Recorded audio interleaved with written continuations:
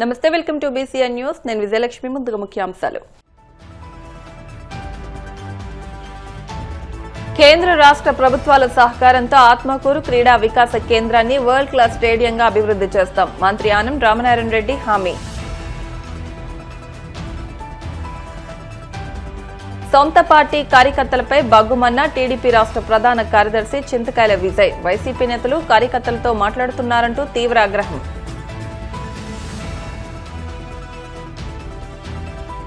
ప్రజలకిచ్చిన హామీలు అమలు చేయడంలో కూటమి ప్రభుత్వం ఘోరంగా విఫలమైంది. తీవ్ర స్థాయిలో విమర్శలు గుప్పించిన మాజీ మంత్రి వెల్లంపల్లి శ్రీనివాస్.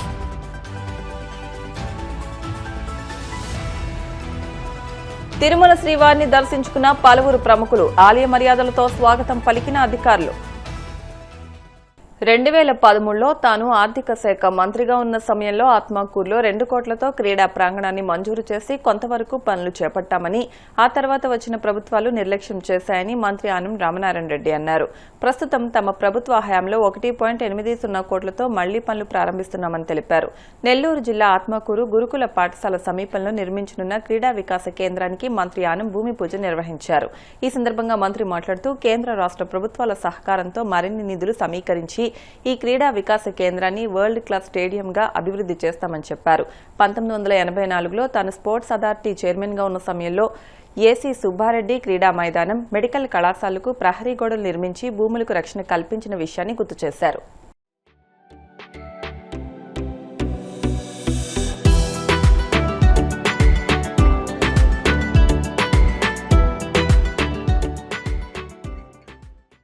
భవిష్యత్తును ఆలోచించి దీనికి మరొక 9.5 ఎకరా స్థలం, దీని అంచునే ఆనుకొని ఉన్న స్థలం మొత్తం మీద 19.5 ఎకరా.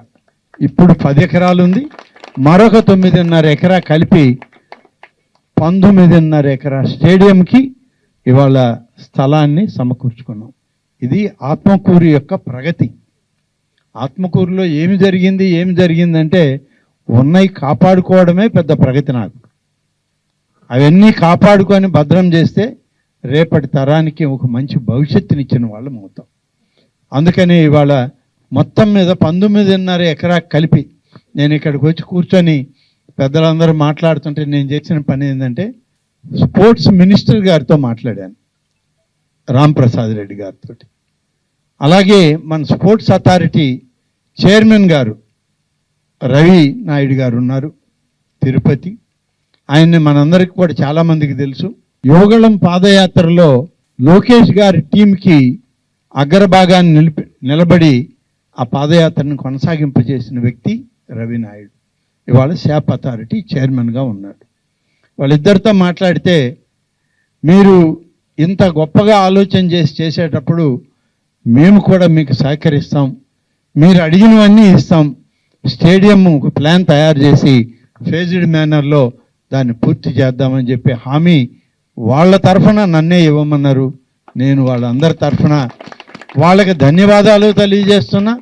వాళ్ళ తరఫున ఈరోజు మన ప్రాంతానికి ఒక మంచి కార్యక్రమం రాబోతుంది అని చెప్పి నేను మీకు మనవి చేస్తా ఉన్నాను. ఎప్పటికప్పుడు రాజకీయాలు ఒకవైపు ఉంటాయి, క్రీడలకి రాజకీయాలకి సంబంధం లేదు. లేకుండా ఉంటేనే క్రీడలు జరుగుతాయి. క్రీడలకి రాజకీయాల రంగు పూస్తే మాత్రం క్రీడలు ఉండవు, ప్రాంగణాలు ఉండవు. ఇవాళ ఏసీ సుబ్బారెడ్డి స్టేడియం నెల్లూరులో నేను ఇప్పుడే అడిగాను మా ఆఫీసర్లందరినీ.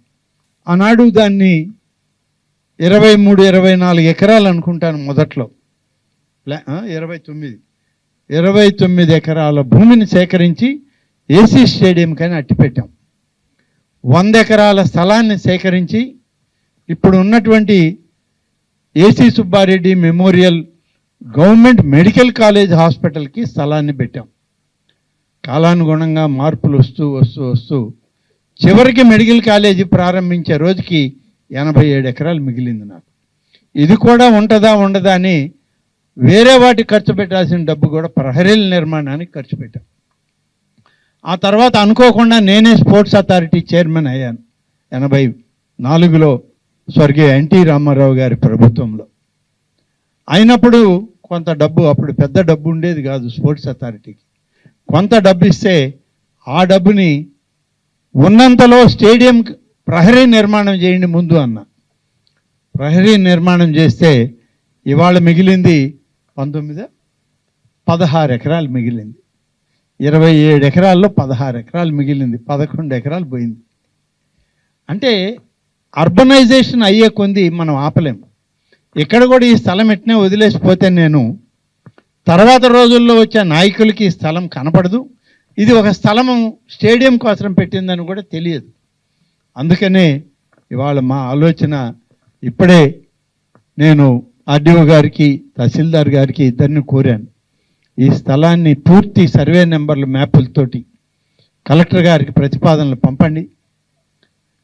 మరి ప్రభుత్వానికి పంపించి స్టేడియంకి ఇది అలాట్ చేయించుకుంటాం. ఇంకెప్పుడు కూడా ఎవరు దీని జోలికి రాకుండా పోతారు. అలాగే శాప్ చైర్మన్తో మాట్లాడి దీనికి టోటల్గా ప్రహరీ నిర్మాణం కానీ ఇప్పుడు జరిగితే 19 ఎకరాలు మిగులుద్ది. కాబట్టి ఆ కార్యక్రమం ముందు తీసుకోవడం జరుగుతుంది. ఎప్పుడైనా మనం ఏదైనా చేయాలంటే అక్కడ స్థలం ఉంటే కదా మనం ఆలోచించాలి. స్థలం ఉంటే డబ్బు గురించి ఆలోచించాలి. డబ్బు వచ్చిన తర్వాత ఏ రకంగా కట్టాలనేది ఆలోచించాలి. ఇవన్నీ అయితే దీంట్లో క్రీడాకారులు ఎలా వస్తున్నారు, కోచెస్ ఎలా ఉన్నారు, పీఈటీస్ ఎలా ఉన్నారు, ఫిజికల్ డైరెక్టర్లు ఎలా ఉన్నారు, ఎన్ని స్కూల్స్ స్టూడెంట్స్ ఇక్కడ పార్టిసిపేట్ చేస్తున్నారు అనేది తర్వాత లాస్ట్ ఐటమ్. అది అసలు ముందు మనం ఏదైనా చేస్తే వాళ్ళు వస్తారు. దాన్ని చేయడానికే ఈరోజు ఇన్ఫ్రాస్ట్రక్చర్ని డెవలప్ చేయడానికి పెద్ద ఎత్తున కార్యక్రమాలు తీసుకుంటూ ఉన్నాం.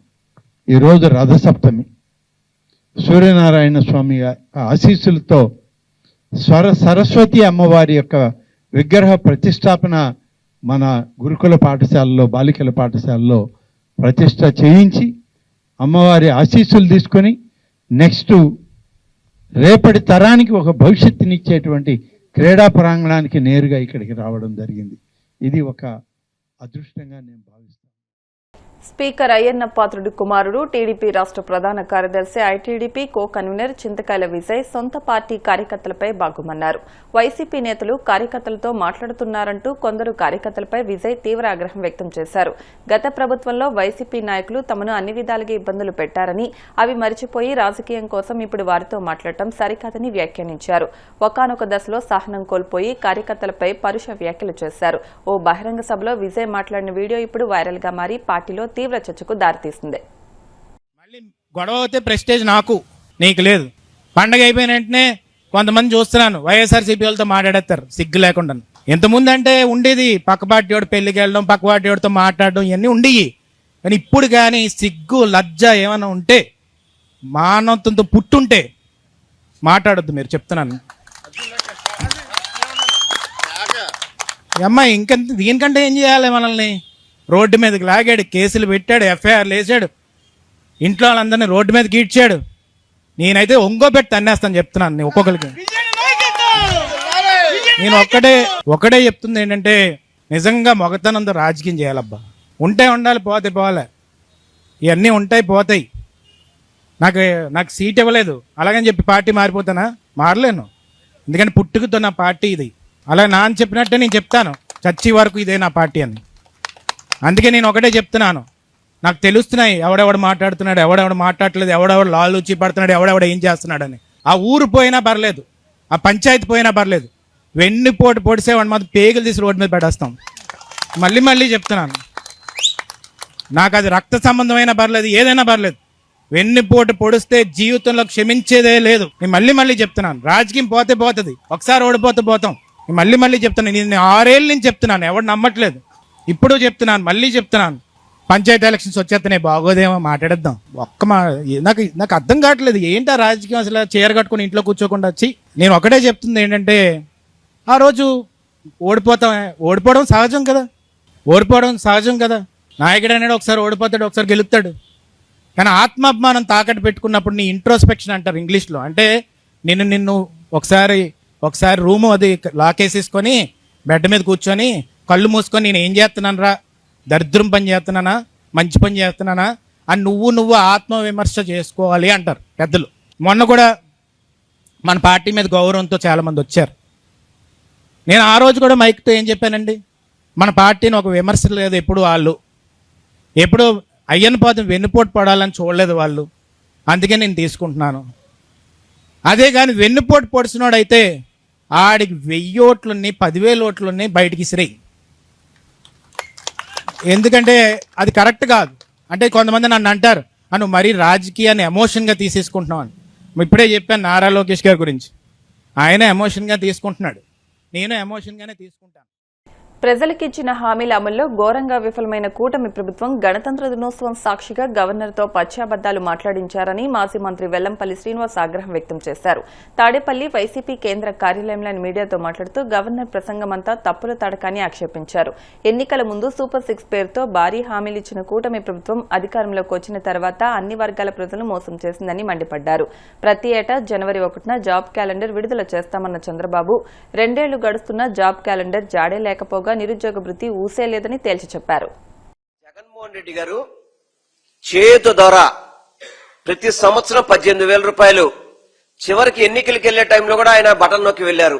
ఎన్నికలకు వెళ్లే టైంలో కూడా మా అక్క చెల్లెమ్మలకి డబ్బులు ఇవ్వాలని చేతు ద్వారా 18,000 ఇవ్వాలనుకుంటే మీకెందుకు మీకు నెలకు 1,500 ఇచ్చేస్తాం, ఆయన మీకు 45 ఏళ్ళకి ఇచ్చాడు, మీకు 18 దాటితే ఇచ్చేస్తామని చెప్పిన పెద్ద మనిషి P4 అంట. P4 అక్కడ ఎవరో ధనవంతుల దగ్గర తీసుకుని మీకు డబ్బులు ఇవ్వాలట, మీ కుటుంబాలను వాళ్ళ దత్తత తీసుకుంటారు. జరిగే పని అయినది. దాన్ని గొప్పగా గవర్నర్ గారు ప్రసంగంలో P4 ద్వారా మేము బాగా అమలు చేస్తున్నాం అని చెప్పినారు. ఏ ఒక్క ఆడబిడ్డకైనా గానీ ఈ 1,500 రూపాయలు నిధి ముట్టిందా? సమాధానం చెప్పండి. కుటుంబ నాయకులు ఎవరైనా కానీ, చాలా మందిని వ్యాపారస్తులు కావచ్చు, ఎవరైనా కొంత ఆర్థికంగా కొంచెం బలంగా ఉంటే వాళ్ళని భయపెట్టి మీరు P4 లో జాయిన్ అవ్వాలని చెప్పిన అధికారుల ద్వారా అనేక ద్వారా మీరు భయపెడతారు తప్ప ఎక్కడైనా కానీ ఈ పథకం అమలయ్యిందా? గవర్నర్ గారి ప్రసంగంలో P4 బ్రహ్మాండంగా అమలైపోతుందని చెప్పన్నారు. మహిళలకు ఉచిత బస్సు, ఎన్ని బస్సుల్లో మీరు ఉచిత ఇస్తారంటే కనీసం చెప్పండి ఒకసారి. 16 రకాల బస్సులుంటే 6 రకాల బస్సులో కూడా మీరు అవకాశం కల్పించట్లేదు మహిళలకి. మరి ఏం చేశారండి మీరు? 20 నెలల పరిపాలనలో ఈ కూటమి ప్రభుత్వం ఇది మేము చేశామని చెప్పే పథకం చెప్పండి. గతంలో కోవిడ్ కష్టకాలంలో కూడా జగన్మోహన్ రెడ్డి గారు 2 సంవత్సరాలు కోవిడ్ తో ప్రపంచమంతా విలవెల్లాడుతున్నా కానీ ఈ ఆంధ్ర రాష్ట్రంలో కోవిడ్ లో కూడా ఏ ఒక్కరికి కూడా ఇబ్బంది లేకుండా పథకాలన్నిటినీ కూడా ఎప్పటికప్పుడు అమలు చేసిన వ్యక్తి ఎవరున్నారంటే అది జగన్మోహన్ రెడ్డి గారు అని చెప్పిన ధైర్యంగా మేము చెప్పగలుగుతాం. మీరు చెప్పగలుగుతారా? కాకపోతే ఆ రోజులో చంద్రబాబు అన్నాడు నేనుంటే కోవిడ్ వచ్చేది కాదని చెప్పని. ఆ రోజే అతన్ని ఒక కామెడియన్ గా అనుకున్నారు. కానీ జగన్మోహన్ రెడ్డి గారి నాయకత్వంలో కోవిడ్ కష్టకాలంలో కూడా ఇచ్చిన పథకాలన్నీ కూడా ఇంకా 1 నెల ముందే అమలు చేశారు తప్ప ఎక్కడ కూడా ఏ పథకాన్ని కూడా కోవిడ్ ఒక చెప్పి ఆపిన పరిస్థితి లేదు. మీరు గొప్పగా పెన్షన్ల గురించి చెప్తున్నారు. ఇందాక గవర్నర్ గారి ప్రసంగంలో కూడా మేము 1000 రూపాయలు పెంచేసామని చెప్పని. అవును, మీరు 1000 రూపాయలు పెంచారు, కానీ ఎంతమంది కట్ చేశారండి మీరు? సుమారు 5 లక్షల పైబడి పెన్షన్లు, గతంలో ఉన్న పెన్షన్లు తగ్గించారు. జనరల్ గా ఇదివరకు గతంలో జగన్మోహన్ రెడ్డి గారి ప్రభుత్వానికంటే ముందు 65 ఏళ్ళకి పెన్షన్ ఉంటే జగన్మోహన్ రెడ్డి గారు 60 ఏళ్ళు పెన్షన్ చేశారు. దానికి 60 ఏళ్ళు పెన్షన్ చేసి ప్రతి 3 నెలలకు కూడా ఎవరికి అర్హత ఉంటే వాళ్ళకి పెన్షన్ ఇచ్చిన ఘనత జగన్మోహన్ రెడ్డి గారిది. మీరు ఈ 20 నెలల్లో ఏ ఒక్కరికైనా పెన్షన్, కొత్త పెన్షన్ ఇచ్చారా మీరేమన్నా కానీ? ఒక వితంతు పెన్షన్ కానీ, అదేవిధంగా కొత్త పెన్షన్ అమలు చేయడం కానివ్వండి. మీరు గొప్పగా మరి ఎన్నికల్లో ఏం చెప్పారండి? 50 ఏళ్లు దాటిన ప్రతి బీసీ, ఎస్సీ, ఎస్టీ, మైనార్టీలకు మేము పెన్షన్ ఇస్తామని చెప్పారే. మరి ఆ పెన్షన్ల గురించి ఇందులో ఎందుకు ప్రస్తావించే? ఆ పెన్షన్ ఇచ్చామని చెప్పి ఎందుకు చెప్పట్లేదు మీరు? ఎక్కడో కూడా మీరు పెన్షన్ ఇచ్చిన పరిస్థితి లేదు. మీరు పెంచిన అమౌంట్ ని ఈ పెన్షన్లు తగ్గించి మీరు ఆ పెంచిన అమౌంట్ ఇస్తారు తప్ప ఎక్కడా కూడా మీరు ఎడిషనల్ గా 1 రూపాయి కూడా పెన్షన్లకు ఇచ్చిన పరిస్థితి లేదు. ఈ రాష్ట్రంలో గతంలో అన్ని సంక్షేమ పథకాలు అమల్లో ముందుంటే ఈ రాష్ట్రం ఈ కూటమి ప్రభుత్వం ఏర్పడ్డాక ఏ ఒక్క పథకాన్ని కూడా అమలు చేయకుండా కేవలం ఆర్భటాలు మాట్లాడితే 3 స్పెషల్ ఫ్లైట్లు, ఒకటేమో పెదబాబు గారికి, ఒకటి చిన్నబాబు గారికి, ఇంకోటేమో పవన్ కళ్యాణ్ గారికి. ఈ ఫ్లైట్లలో తిరగడం తప్ప మీరు చేసింది ఏమైనా ఉందా చెప్పండి ఒకసారి. మాట్లాడితే దోవ సెల్లో మేమని చెప్పంటారు. అంత చలిలో కూడా తిరుగుతున్నామని చెప్పన్నారు. మీరు వెళ్ళినందువల్ల ఏ పరిశ్రమ తీసుకొచ్చారు ఇక్కడికి? ఏ పరిశ్రమ తీసుకొచ్చారు? స్పెషల్ ఫ్లైట్లు వెళ్ళడం, మళ్ళీ మీకున్న మీడియాలో ఏదైతే TV5 గాని, ABN గాని వాటిలో చంద్రబాబు నాయుడు గారి చల్లికి కూడా విపరీతంగా కష్టపడతారని చెప్పి అన్నారు. మరి కష్టపడితే దానికి ఫలితం రావాలి కదా. అక్కడ దోవసీలు ఏం మాట్లాడతారు? జగన్మోహన్ రెడ్డి గారి గురించి మాట్లాడతారు. మీరు దోవసీలు ఏం మాట్లాడాలా? మాకు ఈ రాష్ట్రంలో మీరు పెట్టుబడులు పెడితే మీకు అది ఇవ్వగలుగుతాం ఇది ఇవ్వగలుగుతాం అని చెప్పాలి. అంతే తప్ప అదేం చెప్పకని అక్కడికి వెళ్ళి జగన్మోహన్ రెడ్డి గారిని తిట్టడం. దోవసీలు ఉన్నప్పుడేమో ఇక్కడ గీతం కాలేజీకి ఏమో దానదత్తంగా 5,000 కోట్లు స్థలం కబ్జా వాళ్ళకి ఇచ్చేసేయడం. అంటే గీతంస్కి 5,000 కోట్లు స్థలం ఇచ్చేస్తే మీకు అభివృద్ధి వచ్చేస్తుందా? అంటే గీతంలో మీకు ఎక్కడ గీతం కాలేజీలో ఎక్కడైనా గానీ ఉచిత చదువు చెప్తున్నారు మీకు ఎక్కడైనా గానీ? మరి గవర్నర్ గారి దాంట్లో చెప్పలేదే మేము గీతంస్ లో 5,000 కోట్ల రూపాయలు విలువ చేసే స్థలం వాళ్ళకి ఉచితంగా ఇస్తున్నాము, అక్కడ ఉచితంగా చదివిస్తామని చెప్పించాల్సింది కదా మీరు. అప్పుడు గవర్నర్ ప్రసంగం అంతా కూడా ఒక తప్పులు తడాకలాగా ఏమీ కూడా ప్రజలకు ఒరిగింది ఏమీ లేదు. ఆయన ఏదో మంచి చెప్తారు ఇంకా జరిగింది చెప్తారు అనుకుంటే ఈ కూటమి ప్రభుత్వం 20 నెలల్లో అభివృద్ధి లేదు, సంక్షేమము లేదు, ఎక్కడొకరో ప్రాజెక్టులు కట్టింది పరిస్థితి లేదు, ఒక రైతుని చూసింది లేదు, ఒక వ్యాపారస్తుడికి సహకరించింది లేదు, ఒక ఇండస్ట్రీ వచ్చింది లేదు, ఏమీ లేదు. గుండు సున్నా అన్నమాట ఈ రాష్ట్రానికి వచ్చింది. గుండు సున్నా. ఈ 20 నెలల్లో చేసింది ఏంటి అంటే కేవలం ప్రచార ఆటపాటాలకి 1వ తారీఖు పెన్షన్ ఇవ్వడానికి మాత్రం కోట్లు ఖర్చు పెడుతున్నారు. ఇప్పుడు కాసేపు ప్రకటనలు.